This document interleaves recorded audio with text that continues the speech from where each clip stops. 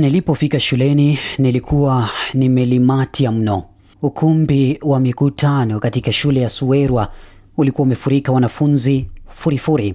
Ulikuwa umeshiba mpaka ukatapika kama wengine wasemavyo.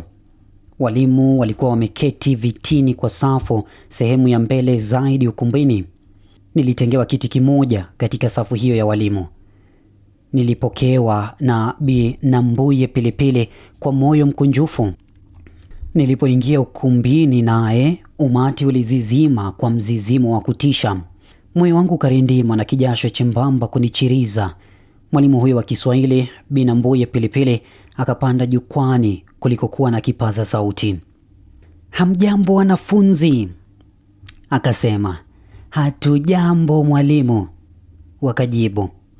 "Basi ninayo furaha tele kukwambieni kuwa mhadhiri wetu mgeni Kongowea Mswahili amewasili. Yeye ni malenga stadi na tena bingwa wa Kiswahili. Mtakumbuka kuwa ni mwaka huu tu ndipo aliposhinda katika shindano la utunzi wa mashairi Kenya nzima. Kwamba amekubali mwaliko wetu kuja tumuone na kumsikia ni heshima kubwa. Mada atakayoiongelea ni matatizo yanayoikabili lugha ya Kiswahili. Yeye ni kijana mdogo lakini karundikwa rundo la vipawa. Lakini sitaki kusema sana. Karibu Bwana Kongowea." Vifijo na nderemo vikahinikiza ukumbi mzima. Niliposimama kwenda jukwani, masikio yangu yalikuwa karibu kupasuka kwa vigelegele na hoihoi za halaiki ya wanafunzi. Niliposimama wima jukwani na kukabili umati mkabala, nilitambua kuwa nilikuwa na kibarua kigumu. Mkononi sikuwa na chochote kama mathalan karatasi ambayo kwayo ningesoma hotuba yangu. Sikutaka kusoma popote. Nadhani hili lilishangaza mno hadhira yangu. Baada ya kelele kuisha, niliwasalimu na kuanza kuhutubu. "Kichwa cha kuku hakistahimili kilemba. Mimi si bingwa wa Kiswahili. Tangu asili na jadi kumekwepo mabingwa na hata leo mabingwa wapo. Lakini mimi simo katika hao. Kichwa changu ni kama cha kuku hakistahimili kilemba. Na kuombeni mniruhusu kukivua kilemba cha umalenga na ubingwa wa Kiswahili." Umati ukaangua kicheko kikubwa. Wengine wakapaza sauti, "Hapana, wewe ni bingwa." Mimi sikuja hapa ili mnione wala kunisikia. Nimekuja ili wewe nami tubadilishane maoni kuhusu matatizo yanayokikabili Kiswahili. Kwani mimi nani hata nije tu kuonekana na kusikiwa? Mimi ni chembe tu ndogo ya vumbi. Nimekuja hapa ili kukuhamasisheni kukipenda Kiswahili na kukiendeleza Kiswahili. Nimekuja hapa ili Kiswahili kitukuke kwa utukufu mkubwa. Titi la mama litamu hata likiwa la mbwa. Makofi yalinikatiza hapa. Hivyo ndivyo alivyosema mtu fulani mzawa wa Machui, yapata maili 6 kusini ya Tanga, kule Tanzania. Alikuwa wa kabila la Kiao, ukoo wa mganga. Titi alilolizungumzia halikuwa titi halisi. Alikuwa akimithilisha lugha ya Kiswahili na titi la mamake mzazi. Hii ndio lugha iliyomlea akapea na kuwa malenga udari kwa kuzinyonya daima Waswahili. Mtu huyo alikuwa nani?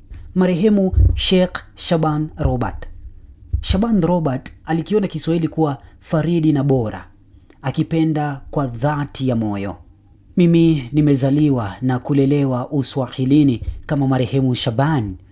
Nimekizungumza Kiswahili tangu nilipokuwa nikienda Tete mpaka nimeyafikia makamu haya. Nami nakipenda kama alivyokipenda Shaban. Lakini Kiswahili sio lugha ya watu wa Uswahilini tu. Kiswahili ni lugha ya watu wote. Mfikirie Sheikh Lambert kwa mfano. Yeye alikuwa mzungu.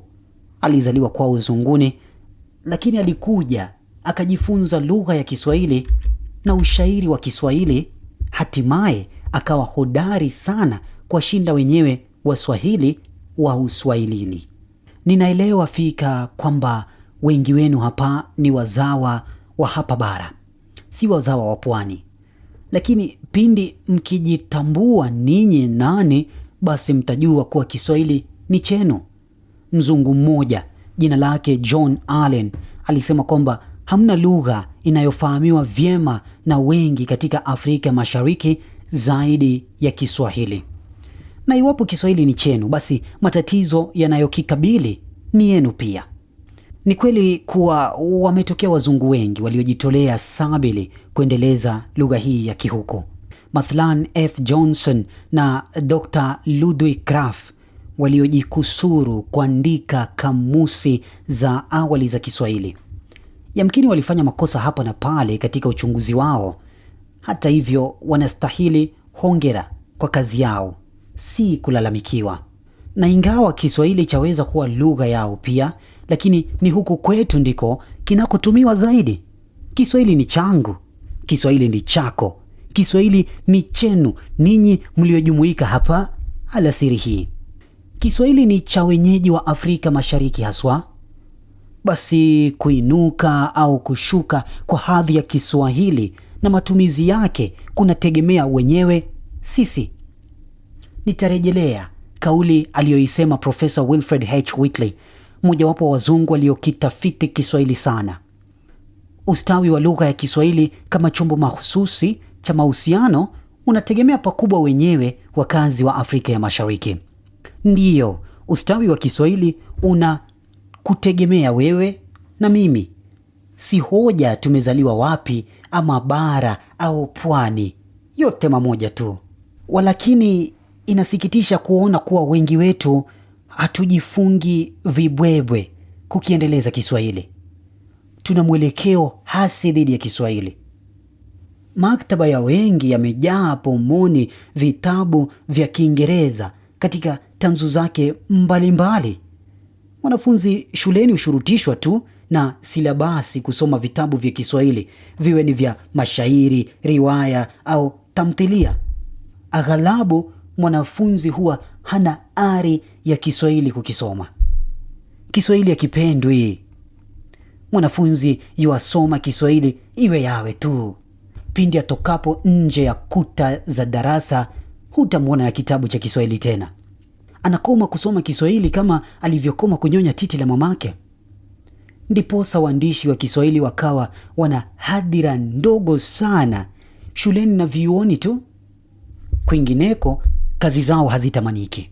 Hivyo basi, tatizo kubwa sana linaloikumba lugha ya Kiswahili ni wewe na mimi.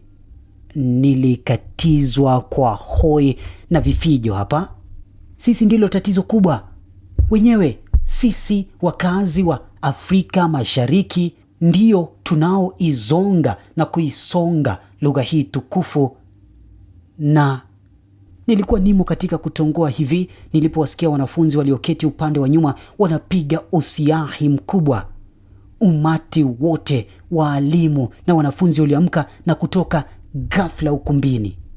Viti vikaanguka na vumbi kutifuliwa. Waliokosa upenyo mlangoni walipitia madirishani, wavulana kwa wasichana.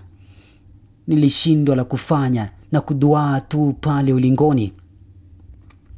Sikuwa na habari ni zani gani ilikuwa imezuka.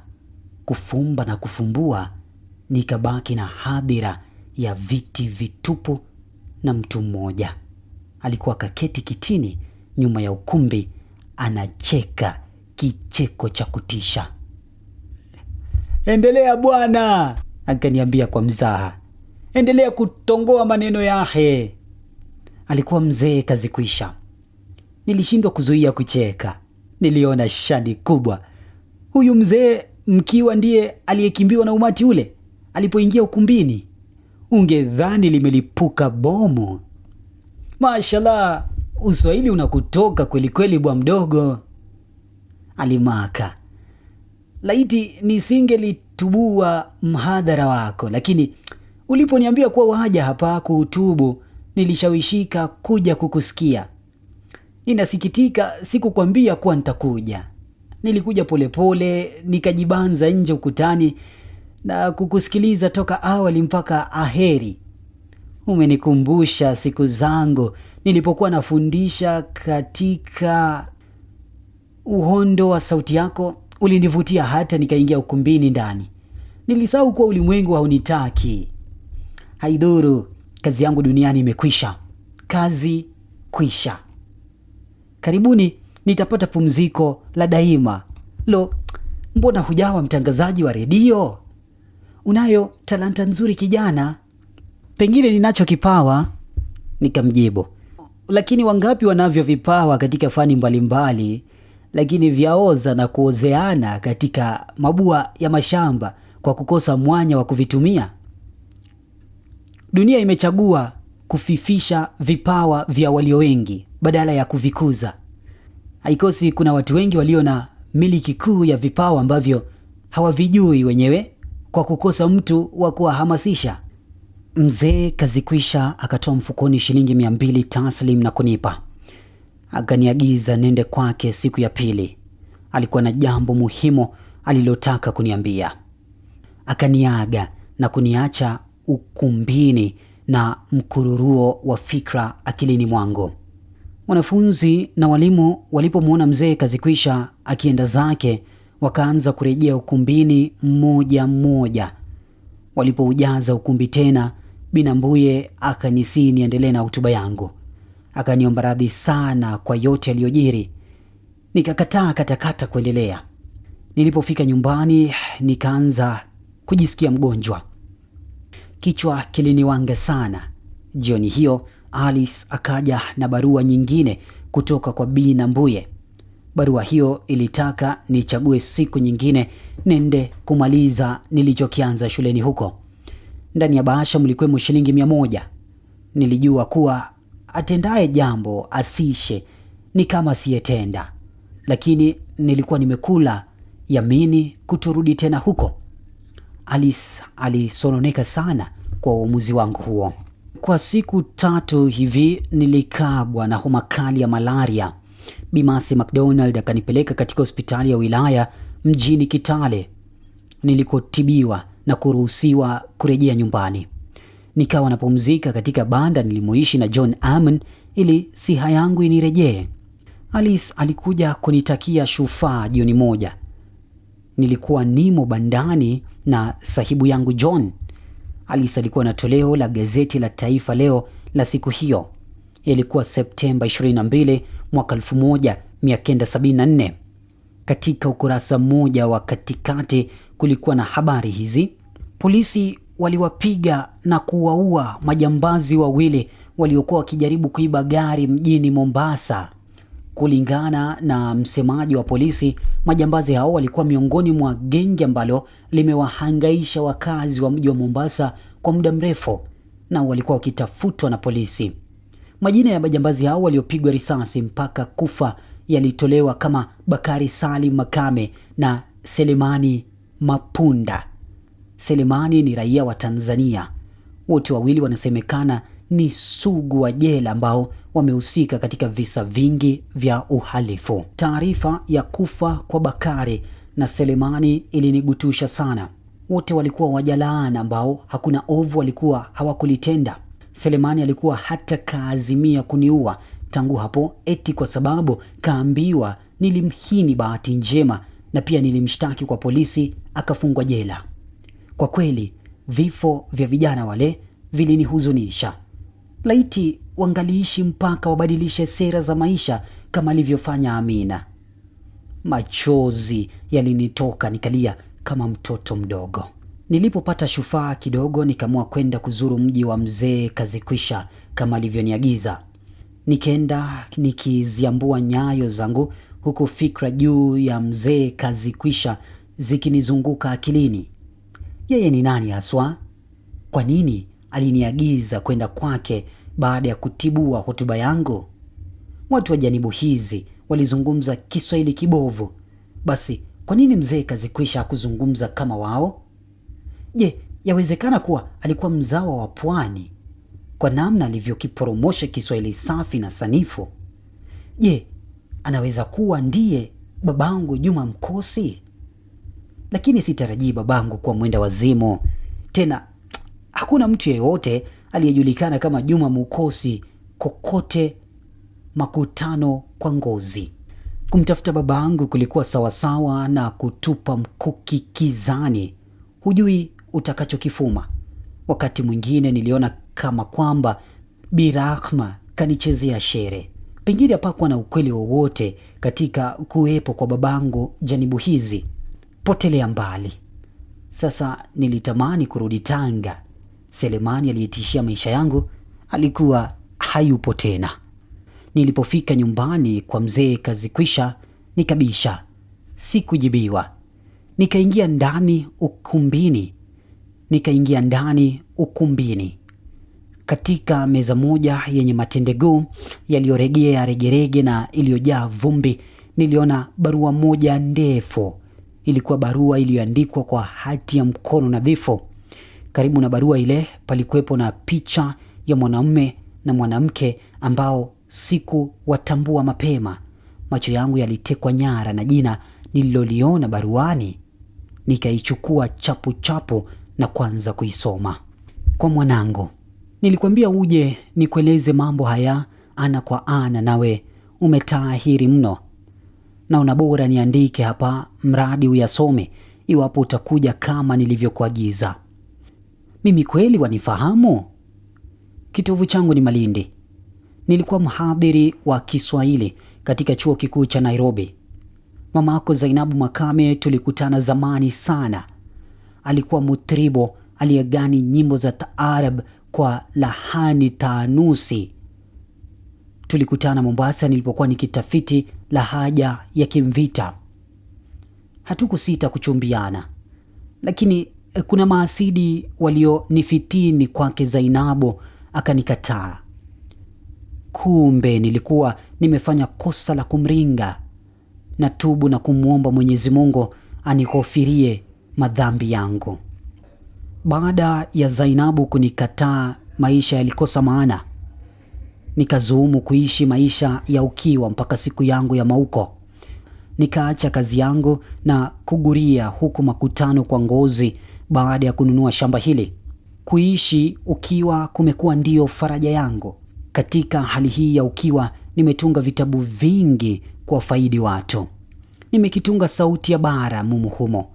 Lile shairi katika ukurasa wa 164 ni kumbukumbu ya kukataliwa na Zainabu. Wacha nikudondolee. Umekawia kuandika hata neno, nimepepea na siupati usono. Kwa nilemea kuno kukupenda kuno, niambie watakani. Ninakuenzi nawe hunienzi mbona, sio mapenzi kuno kunyamaziana. Pana mhunzi asiyejua kusana, nawe hujui kupenda. Umegeuka kunivalia miwani, hapana shaka una mashobo moyoni. Unalotaka silijui jambo gani, huba limekwenda shoro. Hayasemeki yaliyokwenda upogo, umenidhiki kunipa chako kishogo. Hunikumbuki mwenzio hata kidogo, kwako na kuwa mashata. Nimeangema tamaa tena haiko, nimesirima kukusubiri uliko. Ninakukoma liniishe unguliko, subira ina ukomo. Ninayohoma maskini na ugua, ninatetema moyo umeniatua. Umenichoma maini kuyapasua, najuta kukupenda. Baada ya kukuzaa, mamako akaanza kuwasiliana nami kwa barua tena. Akaniambia kuhusu hali yako mpaka niliposikia amekufa. Tulipatana naye katika mawasiliano yetu ya muda mrefu ya barua kwamba ukichuchuka kidogo akujulishe niko wapi uje urithi mali yangu. Nilijua utafika siku moja mwanangu. Nilipokuona siku ya kwanza nikakutambua kutokana na picha zako ambazo mamako akinitumia mara kwa mara kabla ya mauko yake. Sikuwa na shaka kwamba ndiwe mwanangu. Basi mimi ndiye babako mzazi. Jina langu si Kazikwisha, ingawa sasa kazi yangu imekwisha duniani. Jina langu la uandishi, yani lakabu ya Amuj Isokum, latokana na kupanga herufi za jina langu halisi, Juma Mkosi, toka kulia kwenda kushoto. Nimeugua kansa ya mapafu siku ayami. Nami sina msaidizi. Sijui kama ukija utanipata ningali hai ama utapata mifupa mikavu. Lakini hebu timiza mambo yafuatayo. 1. Nizike mahali nilipokuonyesha. Usiniweke sandani wala jenezani. Maiti yangu isipimwe na daktari.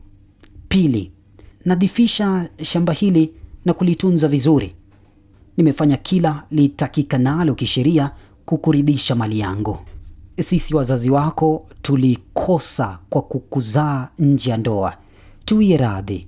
Ninaomba Mola kukifie shari, uishi salamu usalmini. Buriani, babako mpendwa, Juma Mkosi. Nilipomaliza kuisoma barua hiyo, nilishtuka kuliko nilivyowahi kushtuka katika aushi yangu.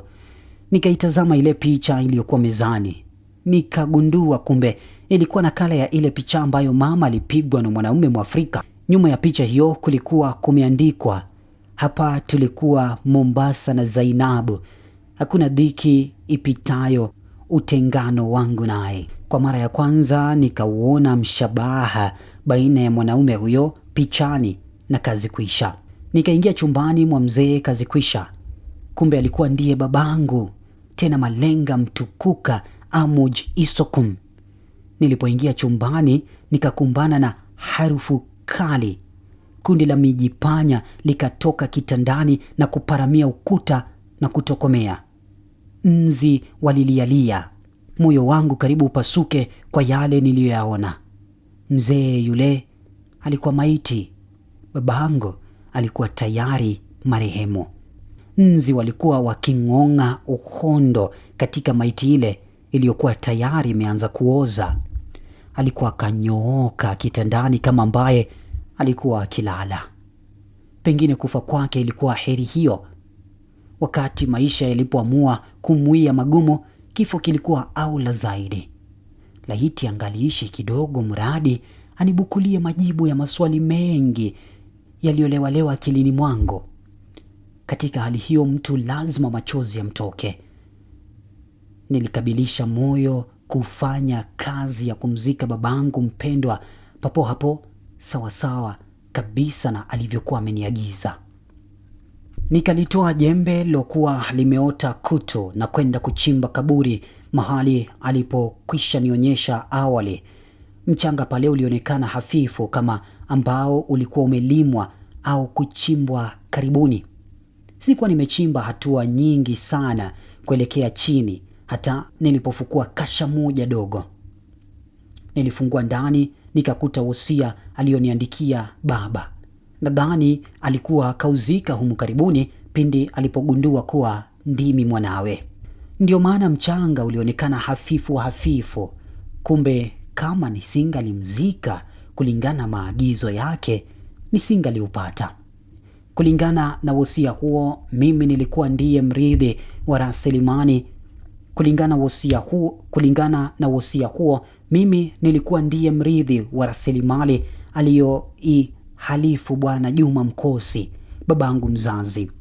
Thamani ya rasilimali yote kutia ndani pandikizi lake la shamba ilikuwa shilingi yapata milioni 4.5.